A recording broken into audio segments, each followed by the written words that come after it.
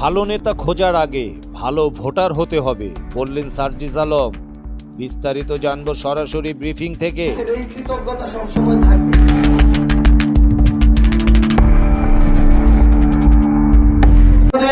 এবং পুরো বাংলাদেশের এই কৃতজ্ঞতা সবসময় থাকবে।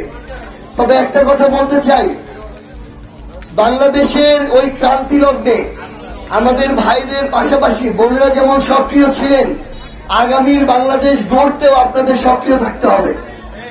এই মুহূর্তে বাংলাদেশের 50% মানে অর্ধেকেরও বেশি কিন্তু নারী।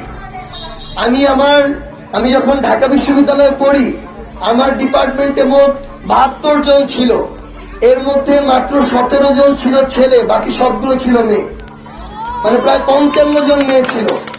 তো আমরা যদি এখন বিশ্ববিদ্যালয়গুলোতে দেখি, উচ্চশিক্ষার শিক্ষা প্রতিষ্ঠানগুলোতে দেখি, সব জায়গায় দেখব ছেলেদের সাথে সমান তালে, কিছু ক্ষেত্রে ছেলেদের চেয়েও মেয়েদের অংশগ্রহণ বেশি। শুধুমাত্র আমাদের স্থানীয়ভাবে কিংবা আমরা যদি আমাদের জায়গায় শিক্ষা প্রতিষ্ঠানগুলোতে নারীদের অংশগ্রহণ দেখেই সন্তুষ্ট হই তাহলে হবে না। আমাদের সংসদেও আমরা আমাদের 300 আসনের মধ্যে সরাসরি নির্বাচিত হয়ে অর্ধেক আমাদের নারীদের অংশগ্রহণ দেখতে চাই। তাহলে এই বোচাগঞ্জেও যখন ইউনিয়ন চেয়ার